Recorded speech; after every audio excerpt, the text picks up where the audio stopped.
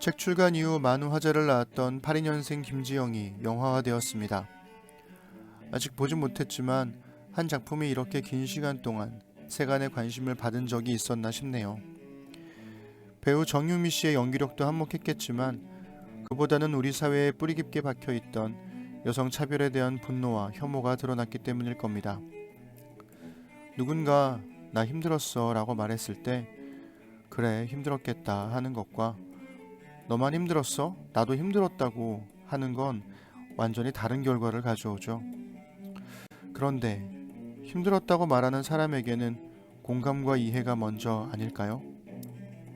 남성들에 대한 여성들의 분노와 여성들에 대한 남성들의 혐오가 평행선처럼 이어지지 않기를 바랄 뿐입니다. 6명의 대사사 중 마지막이자 12명의 사사들 중 마지막인 삼손에 관한 사사기의 말씀을 다뤄야 하는데 갑자기 왜 82년생 김지영 이야기를 하냐고요? 삼손의 이야기는 삼손의 탄생에 얽힌 부모의 이야기로부터 시작하는데요. 거기엔 이름을 가진 남편 마노아와 이름이 나오지 않는 마노아의 아내가 등장하기 때문입니다. 삼손에게만 관심을 두다 보니 삼손의 부모님이 어떻게 삼손을 낳게 되었는지에 대해 아는 사람은 거의 없습니다. 우리가 성경을 얼마나 겉핥기식으로 읽었는지를 잘 보여주는 지점이 아닐까 싶네요. 사사기 13장은 이스라엘이 또다시 악을 행했다는 말로 시작합니다. 그런데 여기엔 이스라엘의 부르짖음이 없습니다. 압제받던 기간은 가장 긴 40년이나 되고요. 압제하는 나라는 다윗 때까지 이스라엘을 괴롭혔던 블레셋입니다. 바로 그러한 시대에 아이를 갖지 못한 부부가 등장합니다. 안식처라는 뜻을 가진 마노아의 가정은 오히려 아이가 없으므로 안식을 누리지 못하고 있었죠. 그런데도 그들은 하나님께 기도하지 않았습니다. 마치 이스라엘이 블레셋의 압제를 받으면서도 하나님께 부르짖지 않았던 것처럼 말입니다. 하나님은 사사 입다의 등장 직전에 시작된 침묵을 깨고 블레셋의 오랜 압제를 받는 이스라엘의 불임 가정에 찾아오십니다. 마노아라는 이름을 가진 남자가 아닌 이름 없는 마노아의 아내에게. 오늘은 사사기 13장 1절부터 25절을 읽어드리겠습니다. 그 후에 이스라엘 백성이 또다시 하나님 보시기에 악을 행했다. 하나님께서 40년 동안 그들을 블레셋 사람의 지배를 받게 하셨다. 그때 소라 땅에 단지파 출신의 마노아라는 사람이 있었다. 그의 아내는 임신하지 못하여 자녀가 없었다. 하나님의 천사가 그녀에게 나타나 말했다. 네가 임신하지 못하여 자녀가 없다는 것을 내가 안다. 그러나 이제 네가 임신하여 아들을 낳을 것이다. 그러니 아주 조심해야 한다. 포도주나 맥주를 마시지 말고 부정한 것은 어떤 것도 먹지 마라. 실제로 너는 이제 바로 임신하여 아들을 품게 될 것이다. 그의 머리에 면도칼을 대서는 안 된다. 그 아이는 태어나는 순간부터 하나님의 나실인이 될 것이다. 그가 블레셋의 압제에서 이스라엘을 구원하는 일을 시작할 것이다. 여인은 남편에게 가서 말했다. 하나님의 사람이 내게 왔는데 두려우면서도 영광에 감도는 것이 꼭 하나님의 천사 같았어요. 미처 그분이 어디서 왔는지 묻지 못했는데 그분도 내게 이름을 말해주지 않았어요. 하지만 그분이 이런 말을 했어요. 네가 임신하여 아들을 낳을 것이다. 포도주나 맥주를 마시지 말고 부정한 것은 어떤 것도 먹지 마라. 그 아이는 태어나는 순간부터 죽는 날까지 하나님의 나실인이 될 것이다. 마노아가 하나님께 기도했다. 주님, 우리에게 보내신 하나님의 사람을 다시 보내주셔서 앞으로 태어날 이 아이를 어떻게 길러야 할지 우리에게 가르쳐 주십시오. 하나님께서 마노아의 말을 들으셨다. 하나님의 천사가 그 여인에게 다시 왔다. 여인은 밭에 앉아 있었고 남편 마노아는 그곳에 함께 있지 않았다. 그녀가 벌떡 일어나 남편에게 달려가서 말했다. 다시 왔어요. 그날 내게 왔던 그분 말이에요. 마노아가 일어나 아내를 따라 그 사람에게 갔다. 그리고 그에게 말했다. 당신이 제 아내에게 말씀한 그분이십니까? 그가 말했다. 그렇다. 마노아가 말했다. 그렇군요. 당신이 말씀한 대로 이루어질 때에 이 아이에 대해 또 이 아이가 할 일에 대해 우리에게 해줄 말씀이 무엇입니까? 하나님의 천사가 마노아에게 말했다. 내가 여인에게 일러준 모든 말을 명심하여라. 포도나무에서 난 것은 아무것도 먹지 마라.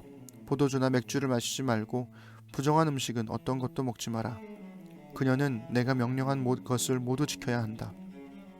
마노아가 하나님의 천사에게 말했다. 조금만 더 우리와 함께 계십시오. 당신을 위해 새끼 염소 한 마리를 잡아 올리겠습니다. 하나님의 천사가 마노아에게 말했다. 좀 더 머무를 수야 있겠지만 너의 음식을 먹지는 않을 것이다. 그러나 하나님을 위해서 번제물을 준비하여 바치고 싶거든 어서 바쳐라. 마노아는 자기가 하나님의 천사에게 말하고 있는 줄은 꿈에도 몰랐다. 그래서 마노아가 하나님의 천사에게 물었다. 당신의 이름이 무엇입니까? 당신의 말씀이 이루어질 때에 우리가 당신을 높이고 싶습니다. 하나님의 천사가 말했다.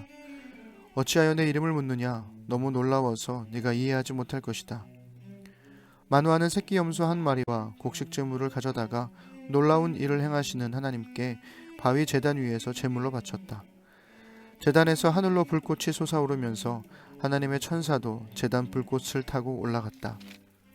마노아와 그의 아내는 그것을 보고 바닥에 얼굴을 대고 엎드렸다. 이후 그들은 다시는 하나님의 천사를 보지 못했다. 그제야 마노아는 그가 하나님의 천사인 것을 깨달았다.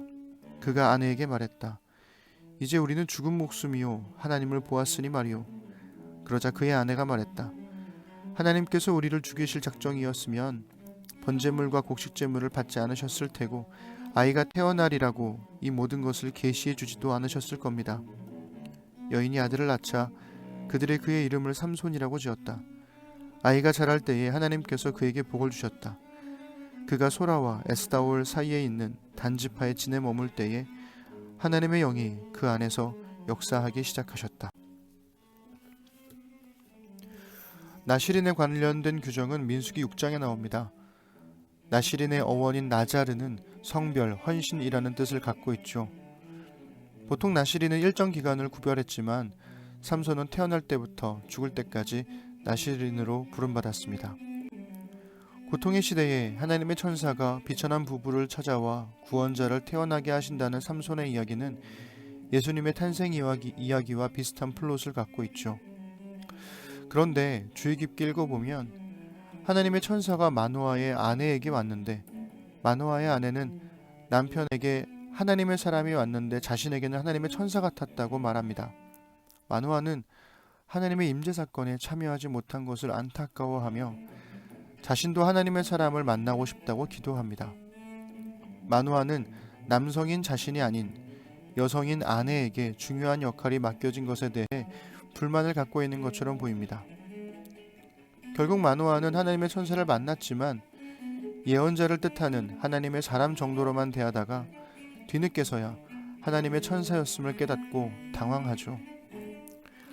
마노아는 자신의 아내가 하나님의 천사를 만났고 특별한 계시를 받았다는 사실에 꽤 당황한 것 같습니다.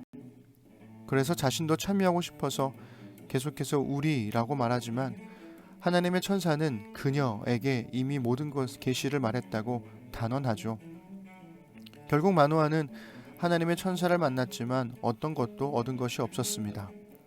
심지어 천사를 만났으니 죽을지도 모른다고 두려워했던 마노아에게 하나님의 제물을 받으셨고 아기를 주신다 약속했으니 두려워하지 말라고 안심시킨 것은 마노아의 아내였습니다.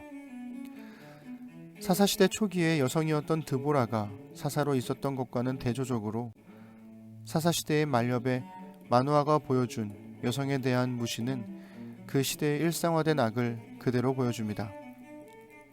일상화된 악은 전쟁과 폭력처럼 분출하는 방식이 아니라 무시와 혐오처럼 냉소적인 방식으로 이어지죠. 그게 더 소름 끼칩니다.